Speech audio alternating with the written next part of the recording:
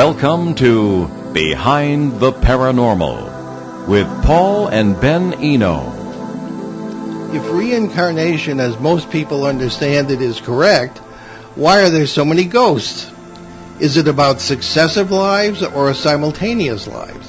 Hello, and welcome to the... I didn't do the third question. I'm sorry, you paused. Well, I paused, yes. I'm very sorry. That's all right. Don't let it happen again. Why is it that you seem to know certain people you have never met before? And on that note, hello, and welcome to the 970th edition of Behind the Paranormal with Paul and Ben Eno, coming to you from WOON AM and FM radio in Woonsocket, Rhode Island, on the Paranormal Radio app from TalkStream Live, on YouTube and via TuneIn.com. I'm Ben. That was Paul that I rudely interrupted. I'm very sorry. And today we welcome a new guest on a subject we don't cover very often.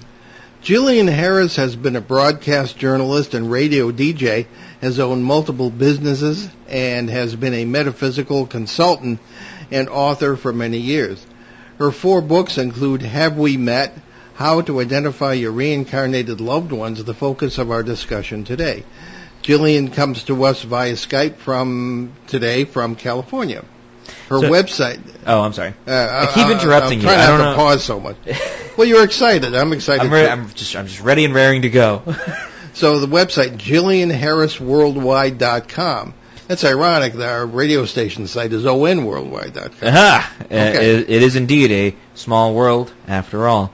So, Gillian Harris, welcome to Behind the Paranormal.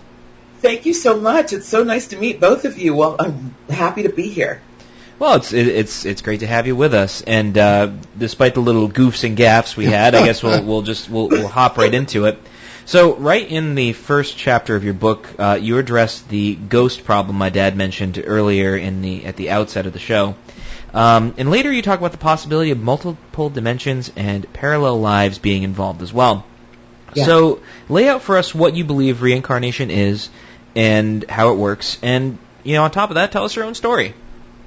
Wow. Okay. Awesome. I find how it works in terms of reincarnation to be so big that I had to write a book. And in that book, I actually go through the effort because I think the core of the answer to the question of how is this possible. I mean, at this point, a lot of people are like in acceptance that reincarnation is a thing, even though they may not be able to explain it. They get it and they buy it.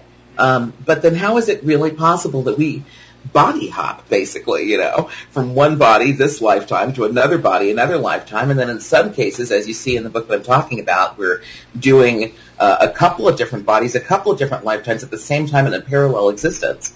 And so I do the best I can in this book to break it completely down in terms of spiritual not psychology, but the anatomy of the spirit body. And the main thing is that we are, this is something people have to get with, hear it 3 times, and let it, settle in. But we're not human so much as we are spirit beings.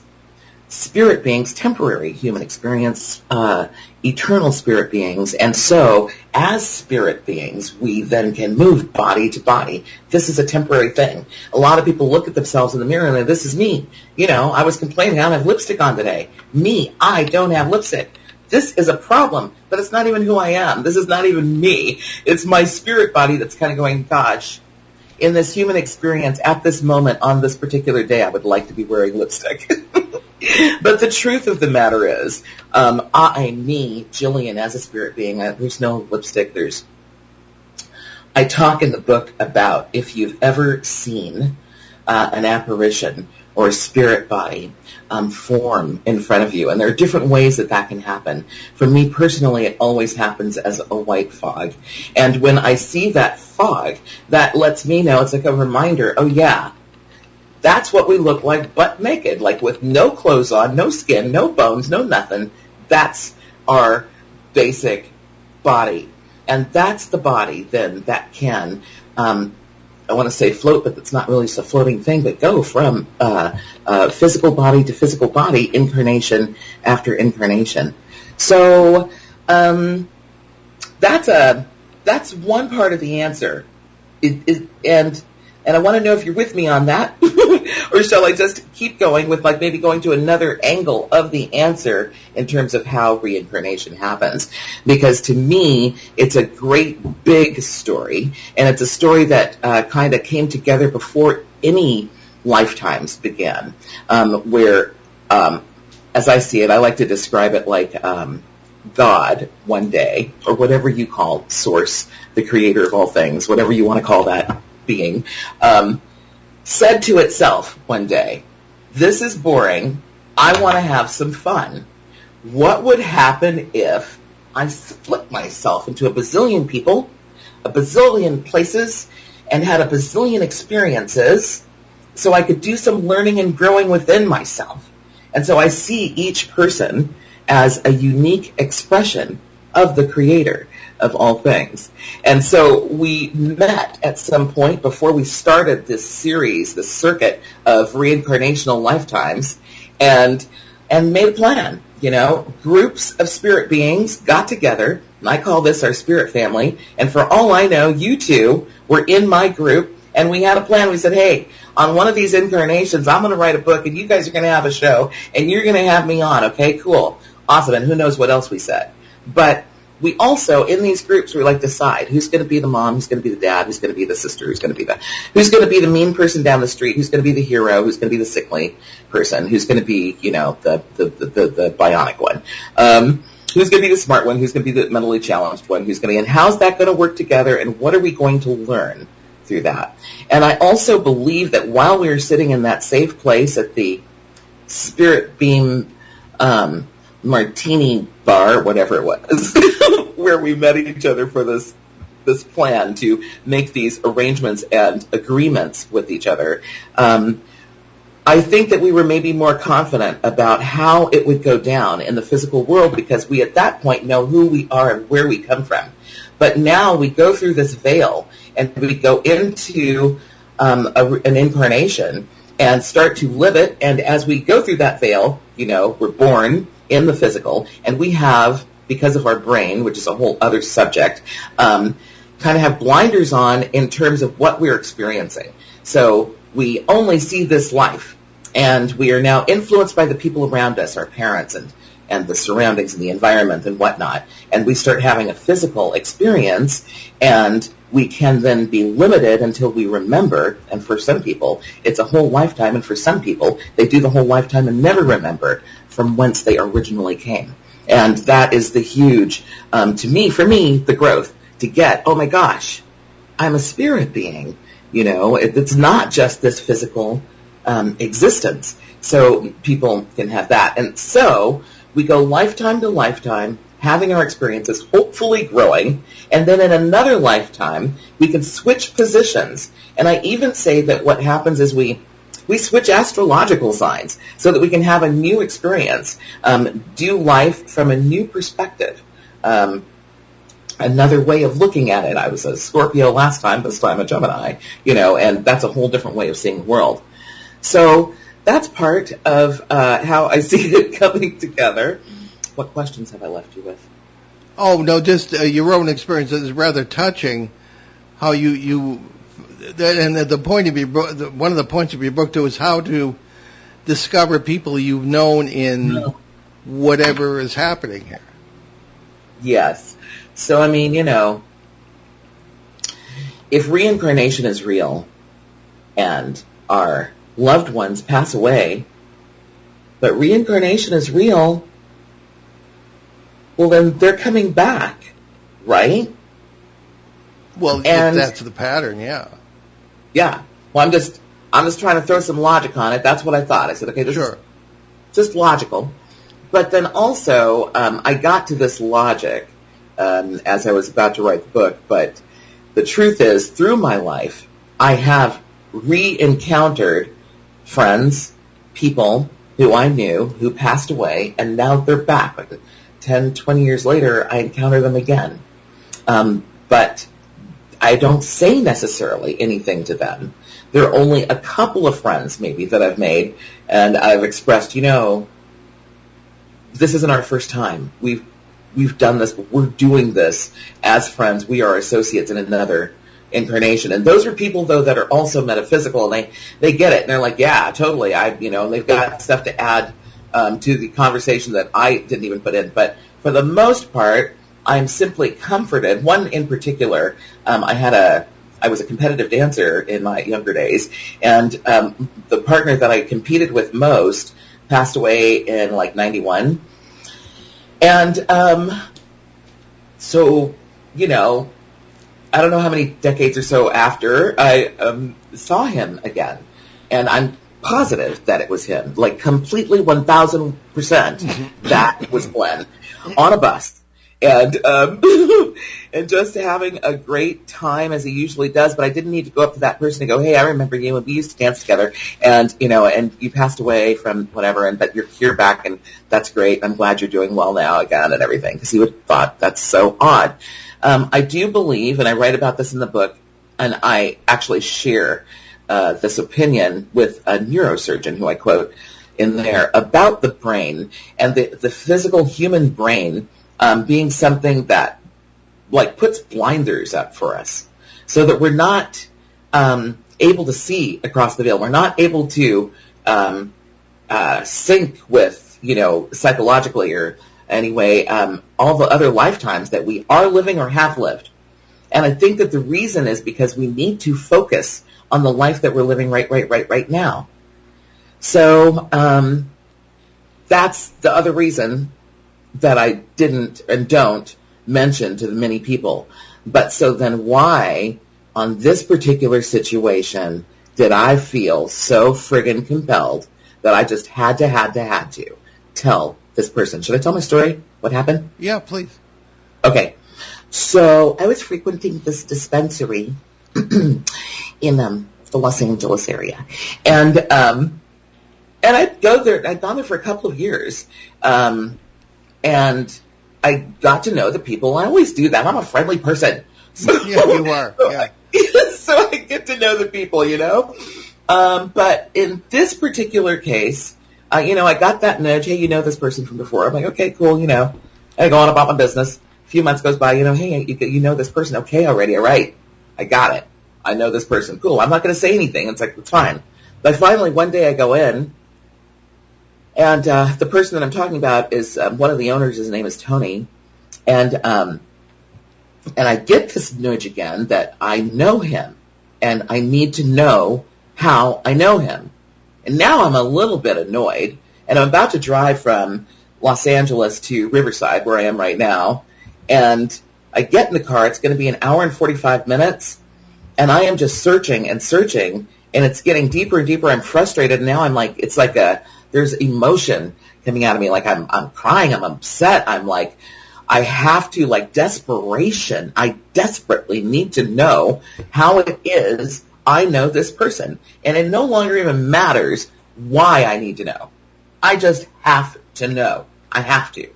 So now I'm doing everything that I do. I'm praying. I'm talking to Spirit. I'm asking for my guides to please come in, download, give me information. I am clairsentient. I'm extraordinarily clairsentient, which is what this was about. This was full-on emotion talking to me, which is sometimes difficult to read. But I'm also clairvoyant and some other clairs, and I'm looking for all of it. But I was too in it to really get the answers that I wanted or needed. So I texted a friend while I was driving. Luckily, Subaru has this way where you can tell it the numbers, and it'll just text for you. So I'm like, Lori, I tell her the situation, and, what the problem is, and can you help me? Because sometimes folks who are clairvoyant and whatnot, we need assistance from other folks who are not so close to the forest.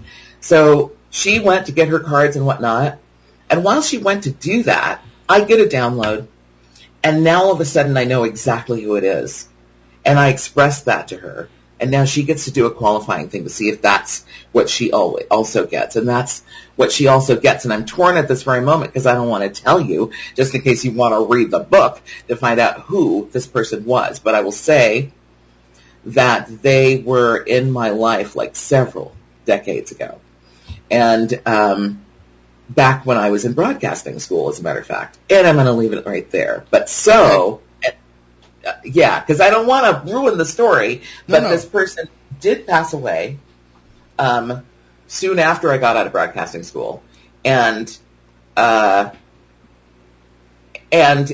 there was romance in there too. So that's what kind of makes this kind of juicy. At the time, he was in his 50s. I was in my 20s. Now it was flipped. Yeah.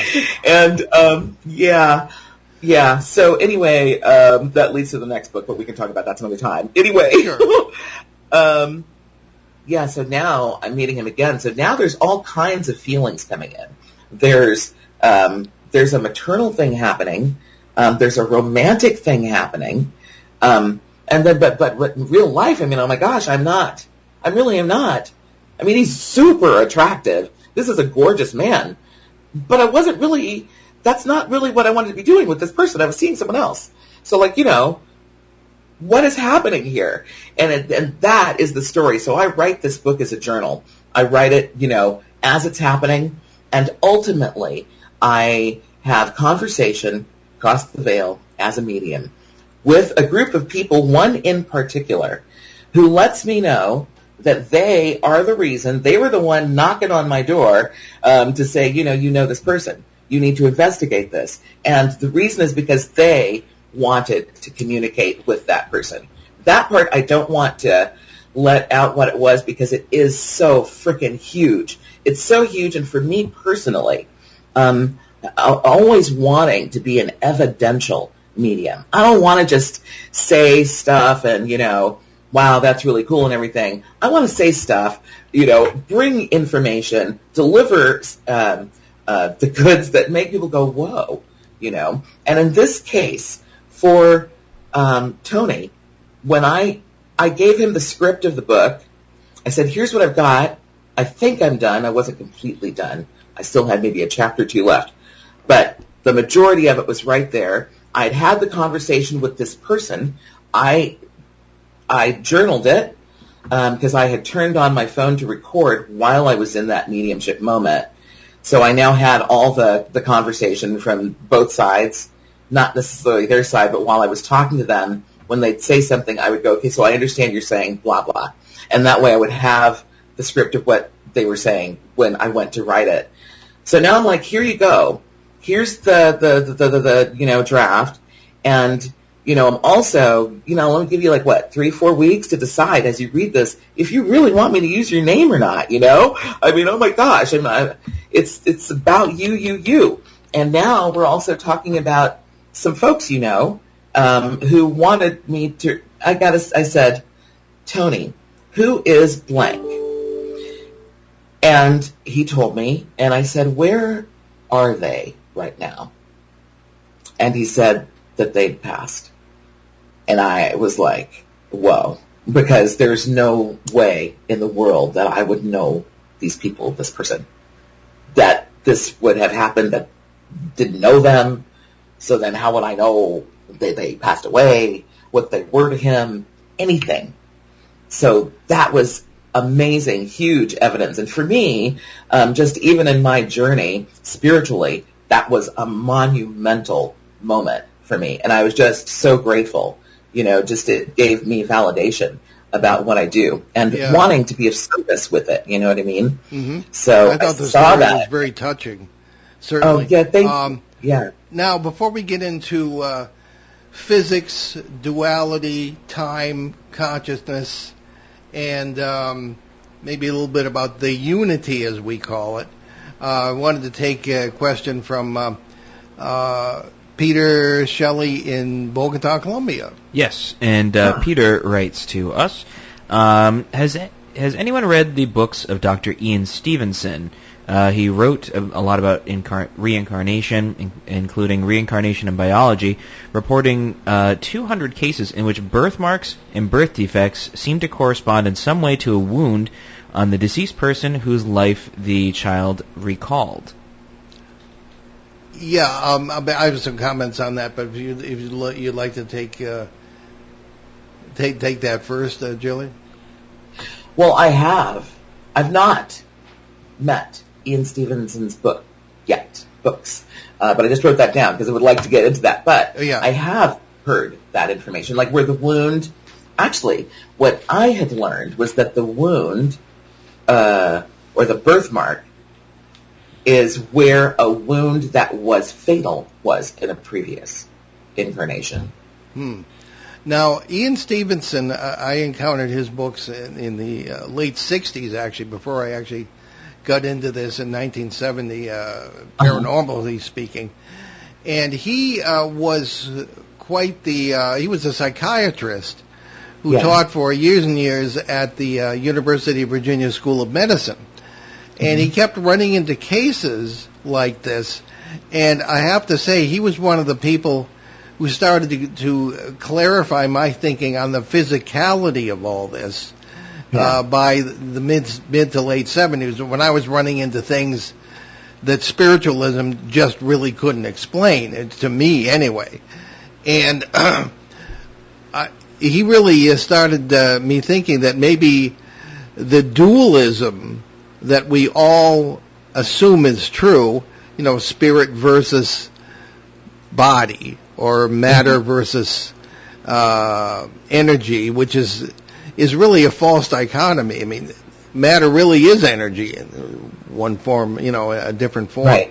So I really started to wonder if we're dealing with a lot more physical stuff than it is spiritual, in a sense.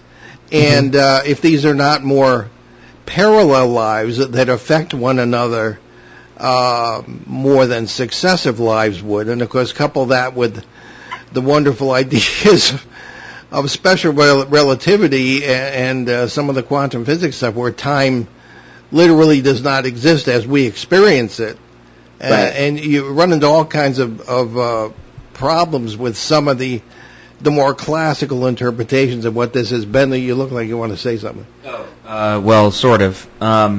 I have many things to say, but I've been paying attention and writing notes because I lose my thoughts very, very easily. So They're my age. Yeah. It's not the years, it's the mileage, Dad. Right. So I think I get what you're saying, Jillian, and I fight with myself much like anybody else who is in this field and saying, well, they're not saying everything exactly the way I would say it, so they're wrong. That's not fair for anybody to say, really, because I think the thing is, I think we all say the same things, but the terms and the way in which we interpret things is the sort of the pitfall, because there's an objective reality that we all experience, but we experience it all subjectively. So it's like we know something's there, and it's like we're all doing our best to try and describe it, and it's very hard to. And one of the things I always get my mind wrapped up in is it's.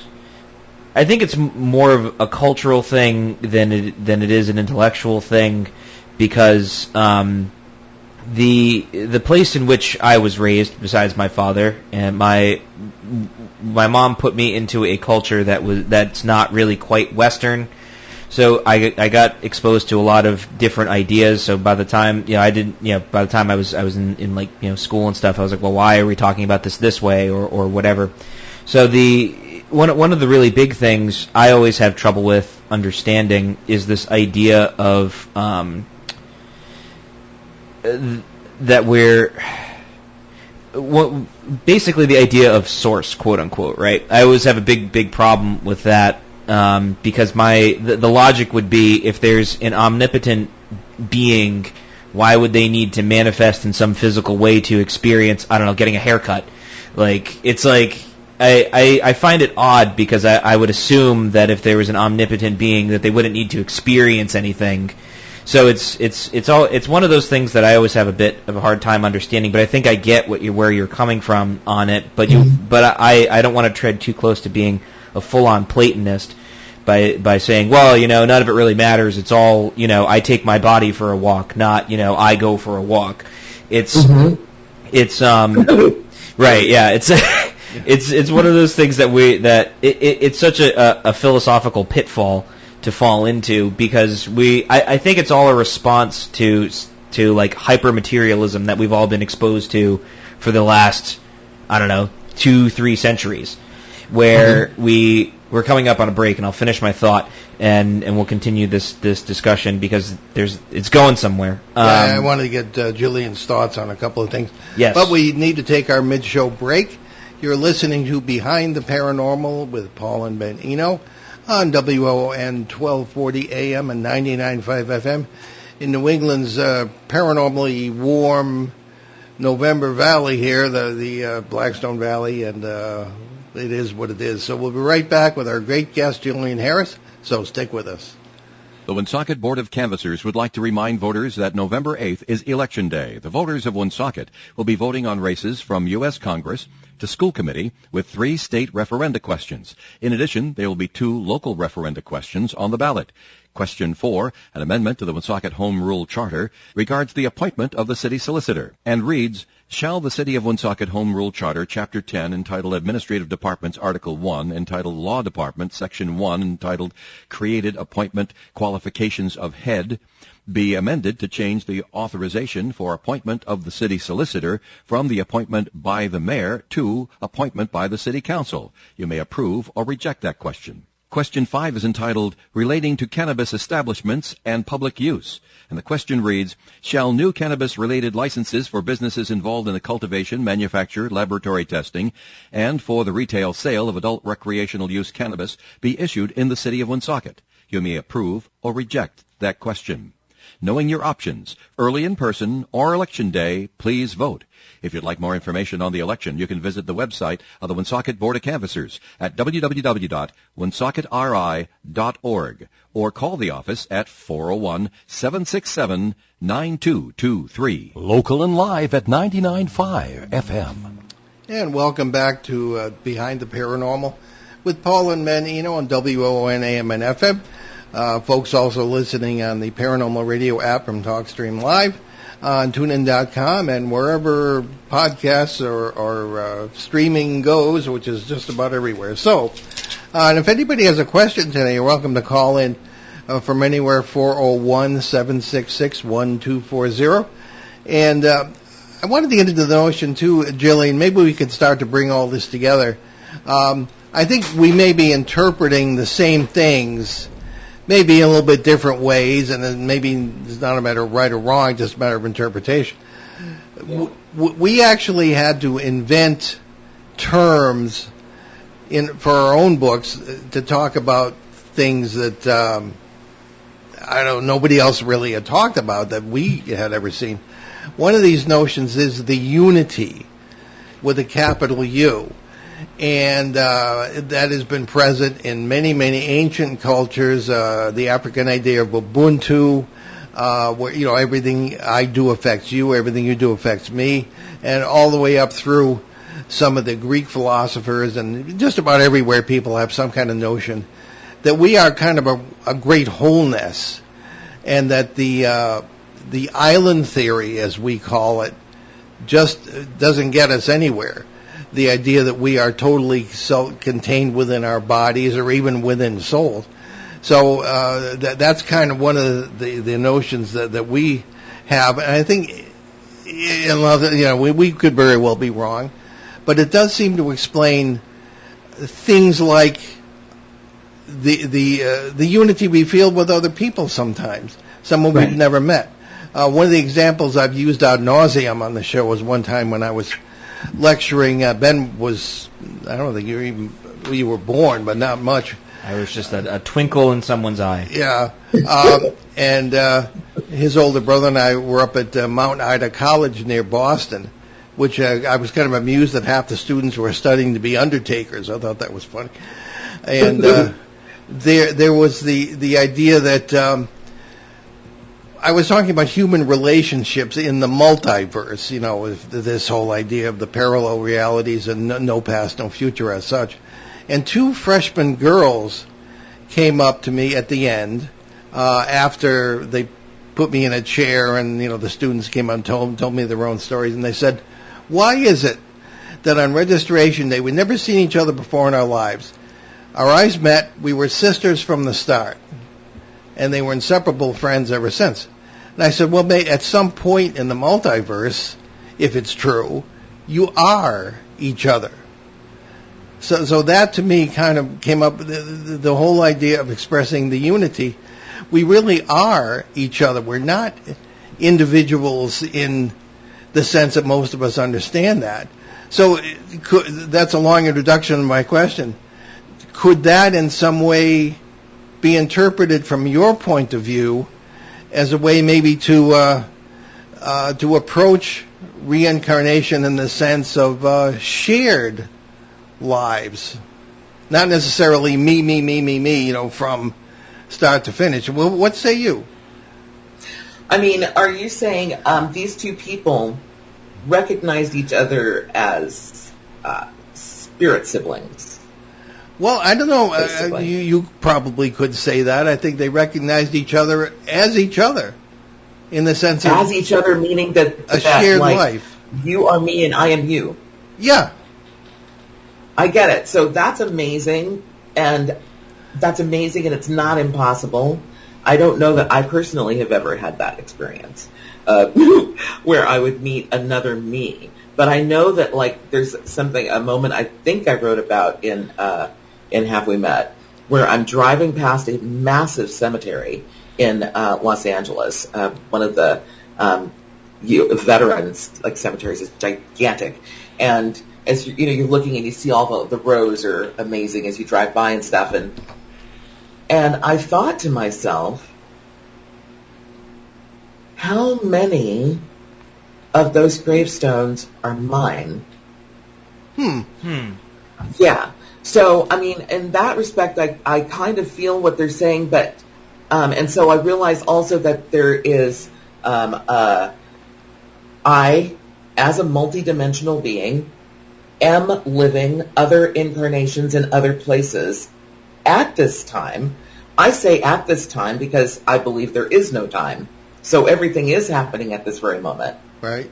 But when you think about, I mean, when you put the clock back in there and you see those lifetimes, and there are definitely, this one's in the 1800s and this one's in the 1900s and this one's in, the farther beyond than that. There's that. But then there is this, what you're talking about, this phenomenon with these two people that know each other. I don't think that's an anomaly. I actually think that is a possibility, and the reason why some people, come together and sync so easily, so quickly. And without even thinking about it, a lot of people don't stop to think, how is it that this is happening? How is it that we are so, perfect as friends like this? How is it that we knew from the very moment that we met that we were good? Or how did we know from the very moment that we didn't like each other? That happens too. And I think that those are all, getting the information. I call it bleed over. Right. Because part of us that knows what's happening in these other dimensions at that time. So, and then, yes, I believe that affects what we experience here. Okay. I'm going to hold up the book here. Okay. Shall I? Yeah. There you go. And for those who are watching on the video feed, or those who are seeing it recorded later, you have to lower it. Yeah, there you go. Yeah, there we go. Yeah. There we are. Have we met? How to identify your reincarnated loved ones. So take a minute, please, and not to give away too much, yes. But so that has happened to you, and others to whom that has happened. Recognizing loved ones from other lives, whether they be successive or parallel, right? Wait, I don't know that other people, when they recognize their others, realize that's a loved one, but they definitely get, wow, we're close, we're brothers, we're definitely brothers, we're definitely sisters, but not necessarily put the rest of it together like I do. But for me, myself, yes, absolutely. Okay. Have. And our question from Phil in Savannah, Georgia is pretty much what we've, maybe you can read it, but we pretty much discussed that. But maybe go into a little more detail. Reincarnation seems to suggest a linear progression of time, are you open to the possibility that past lives are actually parallel lives and that time is eternally present? We've already kind of gone over that, but we have. Okay, so it's so good. All right, now tell us before we burn up the hour here where people can find out more about you, your website, your book, your podcast. Yeah, I do have a podcast. The podcast is called The Conscious Cougar. And that's me. I'm a cougar and I'm conscious.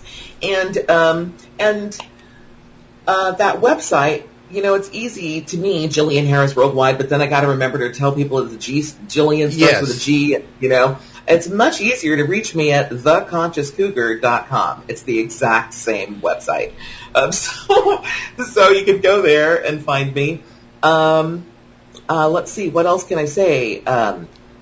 The Conscious Cougar at Gmail. You can also follow me on Instagram at The Conscious Cougar, as well as I don't have an at Gillian Harris Worldwide, just at The Conscious Cougar because I knew it was simpler. Okay. Ben? So you mentioned something earlier, and I wanted to take a quick step back towards it, which is the anatomy of the spirit.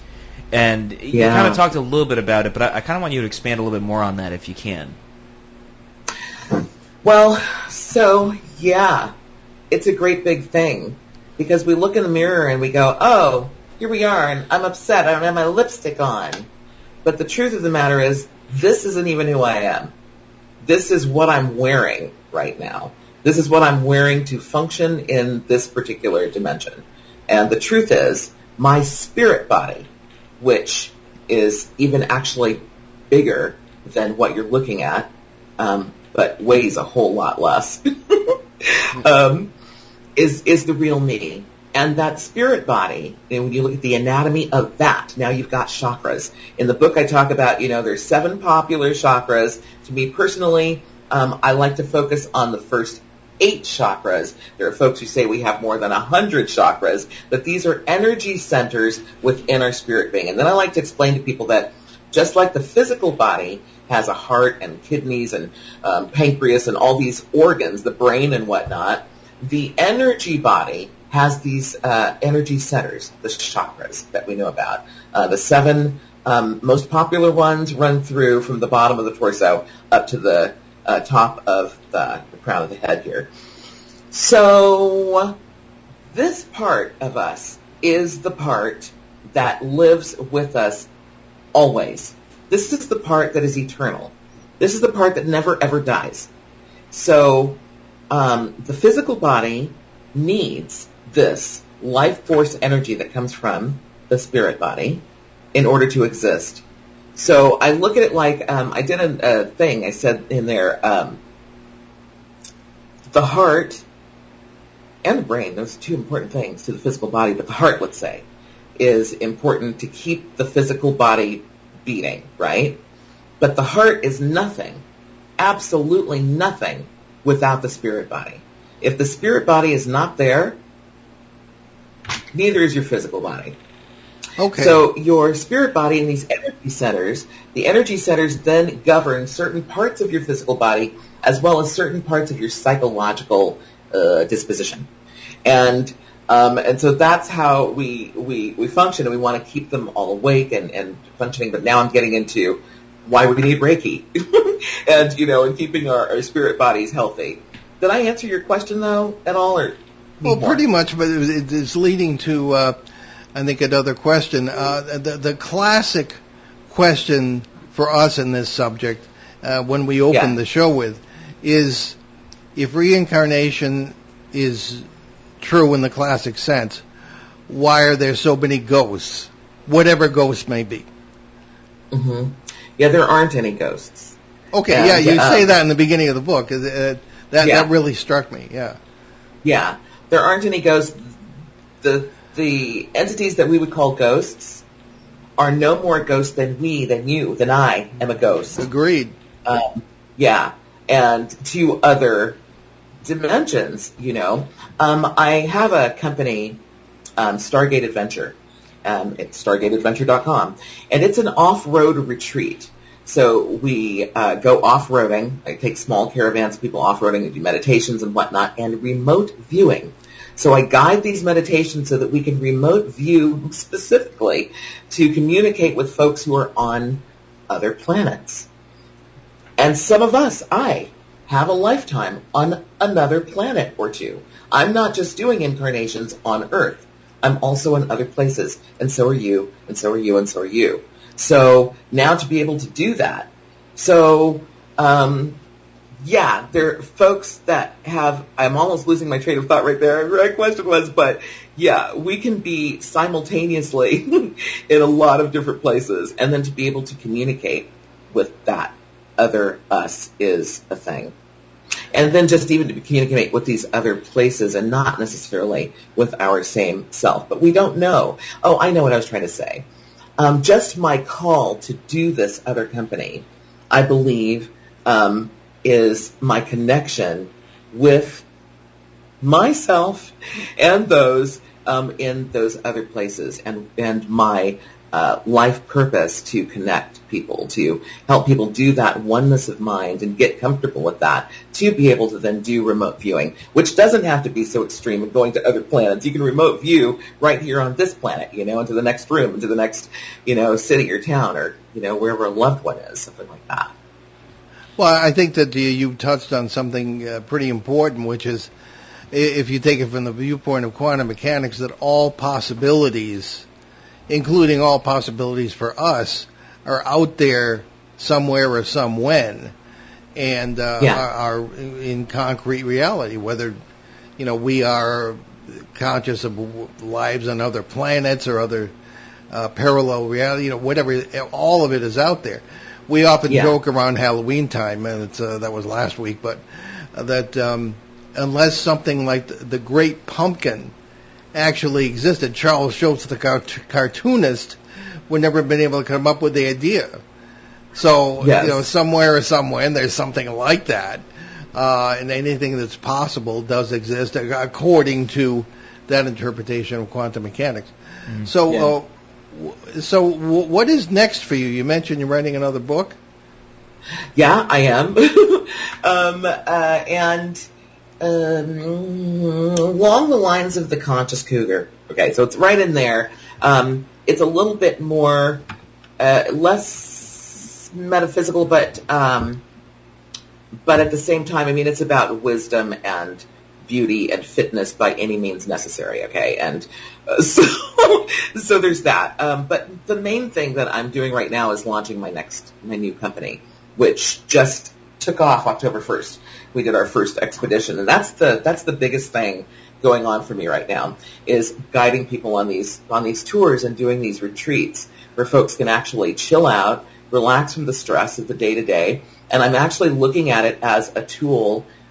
Each of the caravans, I call it a love train, because one of the meditations that we do at night, I do sound baths under the stars, and these guided meditations are to create specifically a love vortex of love within the group.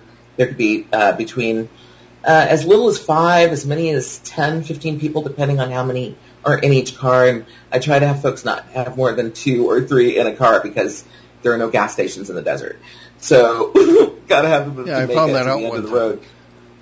Yes. But so then what we do is we're taking that love vortex and we're sharing it around the globe. I feel that the world, Earth, is in a lot of trouble right now. Yeah. And just scary trouble. And it's not even like black, white. It's not even that anymore. It's almost not even Republican, Democrat anymore. It's this other thing that is happening globally that is just so frightening, and we need to heal it. And I believe that love can heal. And so we create this vortex in this group, and then I teach them how to aim it, at these targets we think of ahead of time. If you need it in your family, if you need it yourself, somebody's sick, there's a county, there's a situation, there's a place, there's a thing that needs this healing, and then we send it there. And then what's awesome about that is I teach people how when you send out this love, from whence it comes, it actually multiplies and grows, so you're never depleting yourself as you share this love. And then I have to explain how sharing the love with what you might think is like, say, I'm just going to drop a name, Putin. You've got to throw the love on this guy in order to get some healing into his system. It's the only way. And so I'm really about the only way to get there is with the strongest energy that we know, and that is love. And I love being able to take people to that place where they feel it so deeply, where, I have folks focus on that person, that the people that they love so much, the person that you wouldn't have any question at all about running into a burning building to save them. Mm-hmm. You just would reflex. They'd have to hold you back, that kind of love. And to feel that and then see it as a massive energy and shoot it off somewhere and aim it. And to know there's been research already. This is effective. How effective? I don't know. We might need to do a lot of it, but it doesn't not work. There's already been research on how prayer works and collective thought and how that works and the effects that it can have in certain situations. So that's my platform right now, and that's what I'm doing. That's my input on everything that's happening in America and the rest of the globe at this time. Okay, Ben. You beat me to it. I was gonna. I guess I could still ask the question. What is love?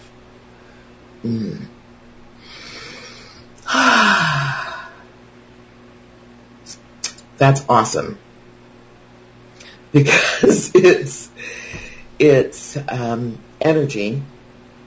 It is a massive energy force, and that's interesting. I'm not letting it stump me, but there's not necessarily the right words in English to explain what love is, except that it is this feeling and it is this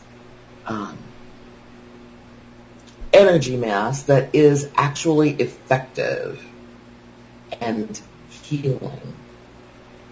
And that has to be enough for me. I don't know that I have more words for it. Well, that sounds like you, Ben. English isn't up there actually talking about it. Because that leads me to my follow-up point, which is... Tell me. The English language is garbage for trying to explain any of this.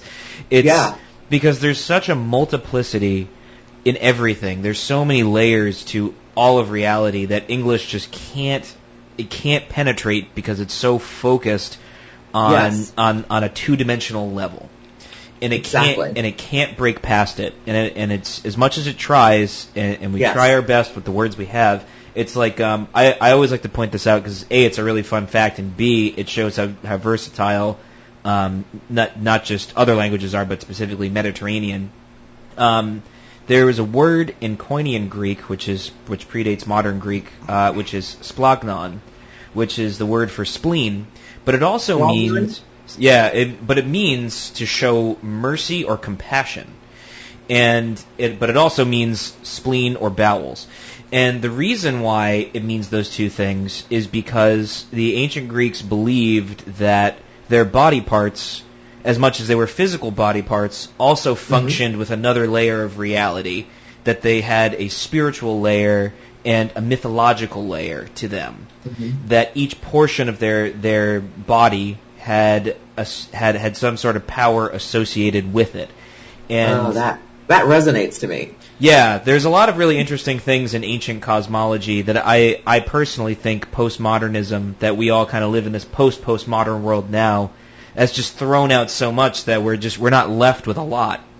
So when we try to take on these questions of what is love, what is reality, what is reincarnation, we don't have the tools to really dig as deeply as we want into it. Well, I think that maybe I get Gillian's response to this, but I learned from two people, one an Aboriginal elder in Australia in 1979, and before that from Father Alexander Schmemann, one of my teachers at the Orthodox Seminary when I was studying for the priesthood, that love is a state of being. It's something you are. Okay, not something you necessarily just feel or whatever. So I know that to me that's simple and deep. And I don't know, what say you, Gillian? I agree, and and I definitely also agree with Ben. Like the words, we don't have enough words, and I've known this for a long time about a lot of the things that I'm trying to express, and that's why I took the whole freaking book to like say the things I was trying to say. Oh, yeah. And that's why in the meditations I do, I try to give people like, situations.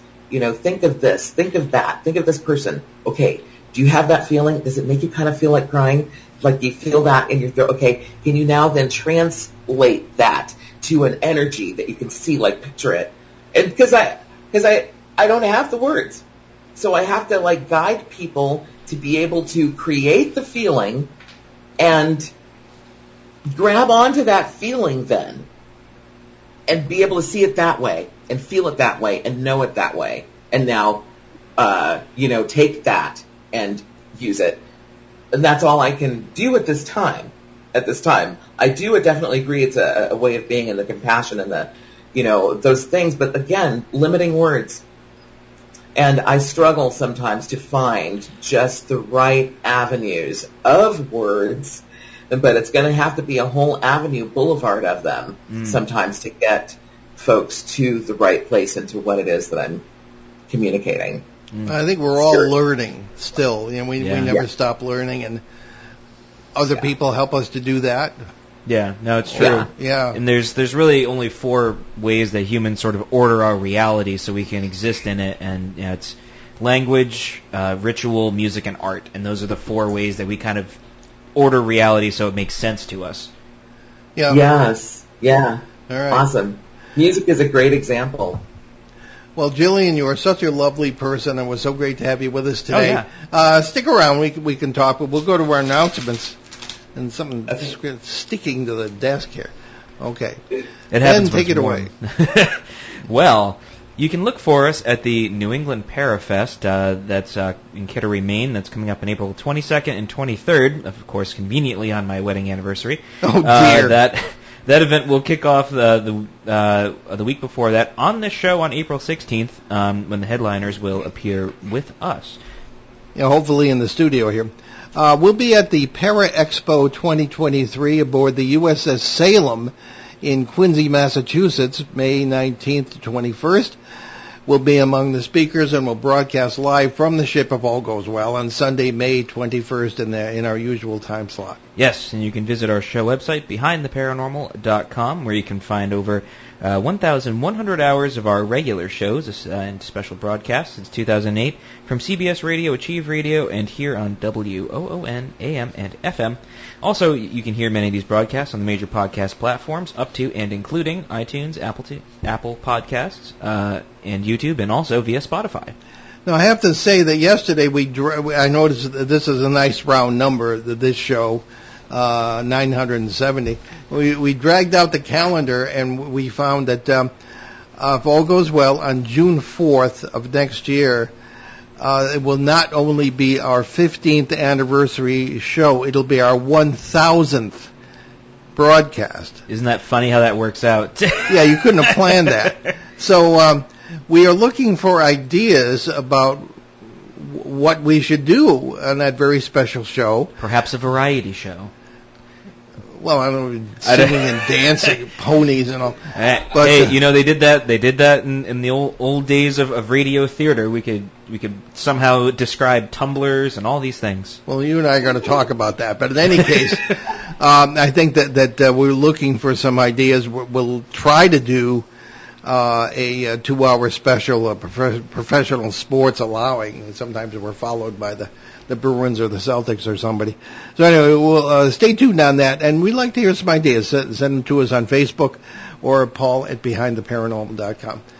So what do we have for next week, Ben? Well, we have in the oven, hopefully our souffle does not fall apart, November 13th, lucky 13, we'll bring you an open line show to tackle your questions on any and all paranormal subjects, and boy, is that it's always a wide variety of things we jump into, so that should be a lot of fun. It's been a while since we've had one of those. And the great Tim Swartz is going to be co-hosting with us. You didn't know this yet, Ben. Oh, well, now we do. Yeah. And Tim is really a really wonderful person, and worked with the great Tim Beckley for many years on their show. The Tims, yes. The Tims, yeah. That was tough on their show. Which Tim is which? So anyway, we leave you today with a jocular thought from contemporary American cartoonist Scott Adams, he's the one who does Dilbert, okay? The creator of the universe works in mysterious ways, but he uses a base 10 counting system and likes round numbers. I think that's kind of cute. Don't we all like round numbers? Yeah, exactly. Anyway, I'm Paul Eno. And I'm Ben Eno. And thanks for joining us on our great cosmic journey. And we shall see you next time on Behind the Paranormal. Return to this radio frequency 167 hours from now for another edition of Behind the Paranormal with Paul and Ben Eno.